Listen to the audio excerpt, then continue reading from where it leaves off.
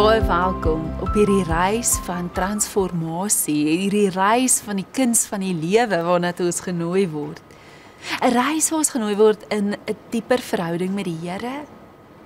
'n Verhouding wat nader is aan mekaar, mense wat saam op die reis is, maar ook die verhouding met ons wêreld. Daar wil God jou en my plaas en ons nooi hom saam met hom goeie werke, sy lig, sy hoop te bring daar waar hy ons geplaas het. Paulus skryf, hy het 'n oproep dat hy herinner ons oor hierdie uitnodiging van God in ons lewe. En ons lees dit saam in Efesiërs 2. God is ryk in barmhartigheid en het ons innig lief. Deur sy groot liefde het hy ons wat dood was as gevolg van ons oortredings saam met Christus lewend gemaak. God het ons gemaak wat ons nou is. In Christus Jesus het hy ons geskep om ons lewe te wy aan die goeie dade waarvoor hy ons bestem het. So is julle dan nie meer vreemdelinge en bywoners nie, maar medeburgers van die heiliges en huisgenote van God, in wie julle ook saam opgebou word tot 'n woning van God in die Gees.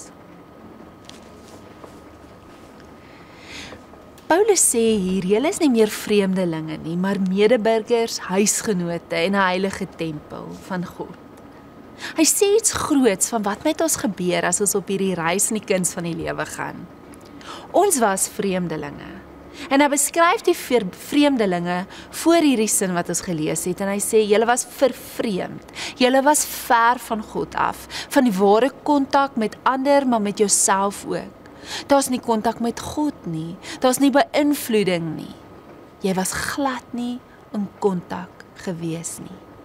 En dan sê hy, julle was sonder God, en julle was sonder 'n verhouding met die menigte gelowiges. Julle was geïsoleer en afgesny. En hy sê, eintlik het julle geen hoop gehad nie. En as jy nie hoop het nie, het jy nie uitsien na die toekoms nie, of jy is negatief daaroor en iets baie sleg, dink jy heeltyd iets baie sleg gaan gebeur. Daar's nie goeie nuus nie. Dit beteken, ek het vrees. Ek's hopeloos, moedeloos. Maar dan, 'n groot woord. Hy sê, eintlik het julle in vyandskap geleef. Daar was opposisie in julle was geopponeer teenoor God en mekaar. En dan sê hy, maar nou is dit nie meer so nie. Nou is dit nie meer so nie. Nou het alles verander. Ek wil jou vra, as jy 'n volgeling van Jesus is, en jy het gegroei, hoe het dit gebeur?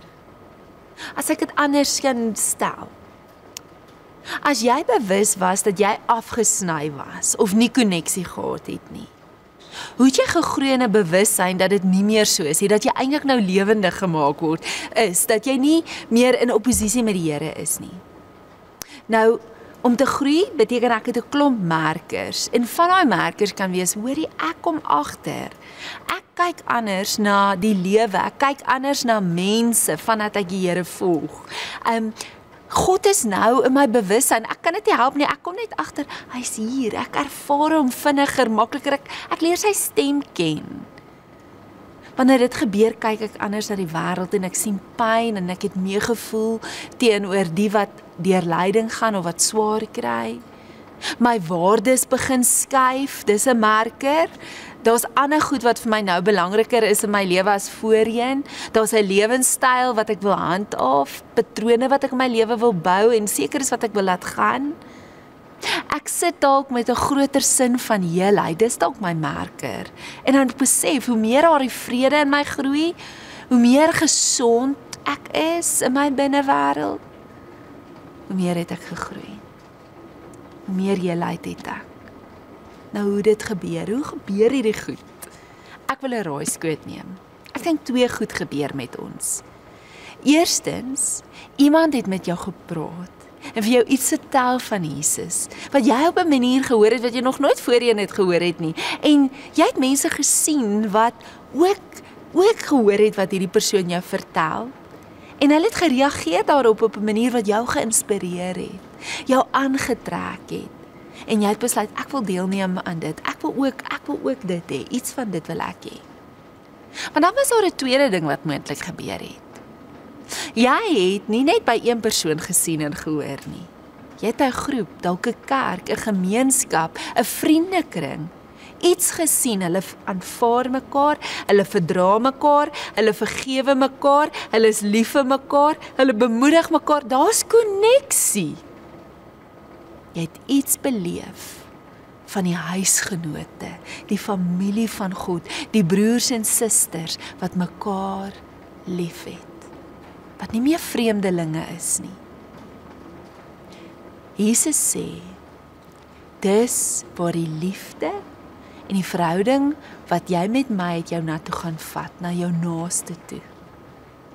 En hy sê, ek wil jou eintlik nog bietjie verder vat, selfs na jou vyande toe. Ek dink net oor Jesus se lewe vir 'n paar oomblikke. Hy het geweet ons kan nie die kuns van die lewe alleen doen nie, nê? Hy het naastes gehad en hy het 3 vriende gehad wat hy baie naby aan was. 3 disippels en hy het baie tyd met hulle spandeer. Petrus, Jakobus en Johannes. Maar dan het hy ook 'n groep van 12 gehad, wat hy saam mee geëet het, wat hy goed mee gaan doen het, wat hy die lewe mee gaan doen het en hy was baie lief vir hulle. Dan sê die skrif, was daar menigtes, daar was 'n groter groep, tot en met dat daar skares was. Daar's dimensies van verhoudings met ander mense op hierdie reis saam met God. En dit is ook so in ons lewe. Vandag wil ek jou nooi om die Here te vra, wie het hy jou gegee in jou lewe? Watter persone, watter groepe het 'n invloed in jou groei as 'n volgeling van Jesus, maar wat jou inspireer en bemoedig, is as deel van die huisgenote van God, 'n medeburger, nie meer 'n vreemdelinge nie. Waar het jy 'n honger na koneksie? Laat hom toe om met jou te praat, laat hom toe dat die name na jou bewussyn, jou gedagtes toe kom.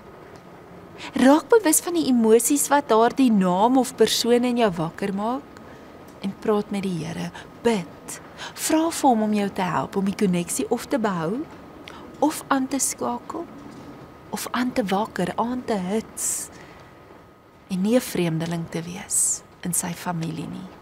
Kom ons bid saam. Here, dankie dat U na ons lewe toe kom deur mense, dat U mense gebruik, dat U ons gebruik in ander se lewe. Help ons om 'n nuwe bewussyn te hê, dat ons nie geïsoleer en afgesny is nie, maar dat ons saam op hierdie reis is. Dat ons saam U kan ken, U kan lief hê, U kan volg.